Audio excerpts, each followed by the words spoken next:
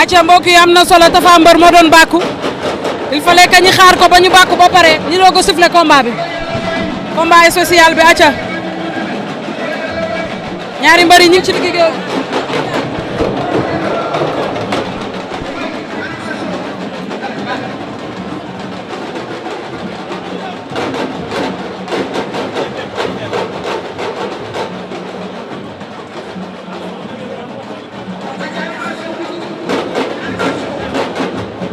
acca mbokk yi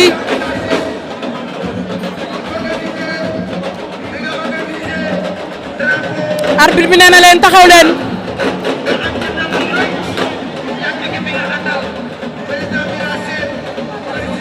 Siteu bu Ngor am na lu mu toj arbitre bi laaj na ay naataangoom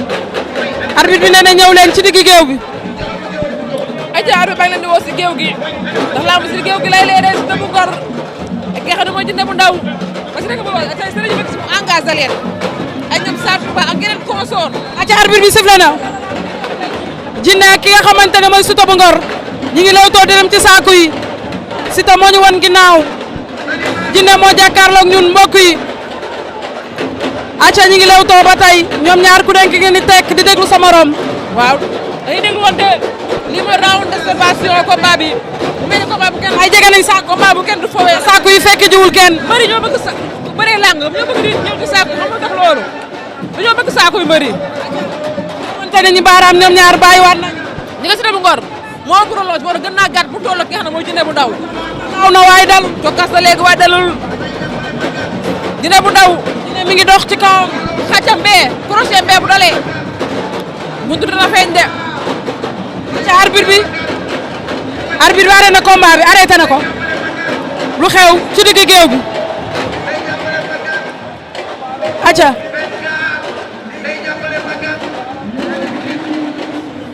acca arbitre bi wan na leen ci digg géew bi Siteu bu Ngor ak Djinné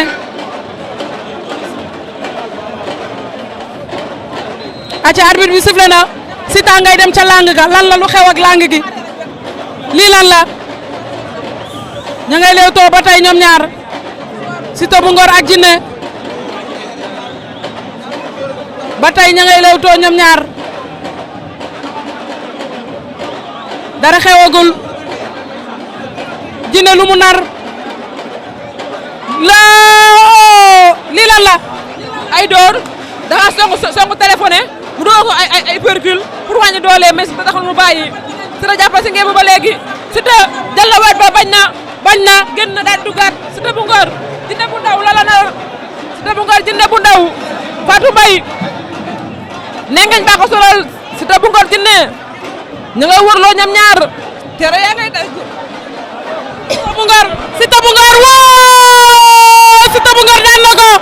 Siteu bu Ngor daan na ko kadapi daan na ko sëriñ ñi ma gis tey Siteu bu Ngor indi leen dañoo engagé sa lamb ji tey daal képp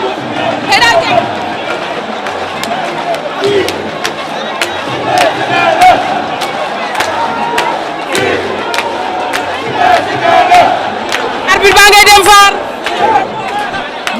dara xewagul arbitre baa ngay dem faar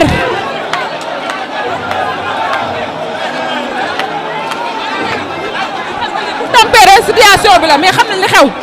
seen faar bi amul place ndax ñetti arbitre ñoo fi nekk di gis seen faar amul place fu nekk yi xanaa dañoo bëgg a tempérer situation bi ndax mbooloo bi ànd ak Djinné bu Ndaw dañoo bari loolu moo tax ñu def lii mais xam nañ li xew.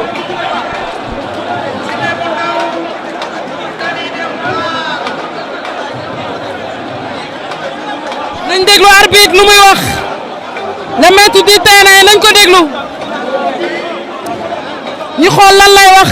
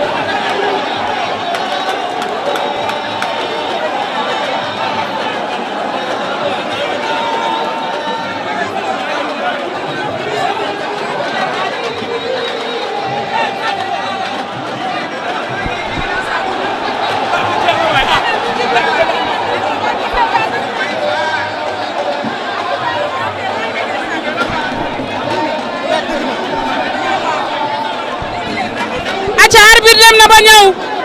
luy xew wala lu bëgg a xew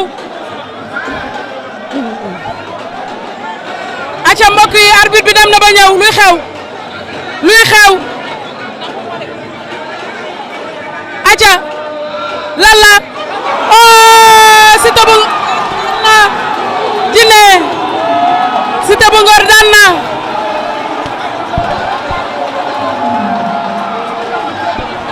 aja Siteu bu Ngor Fatou Mbaye daan na ko ndeysaan Djinné bu Ndaw bañ na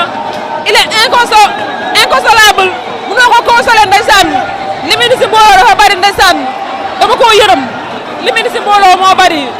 Siteu bu Ngor daan na ko nee naa tey ñi ma gis ñi ngemb Siteu bu Ngor duñu ay cuure ba ma xëyee gis saa Touba kër Siteu bu Ngor laa xam ne jàmm amul jàmm du am.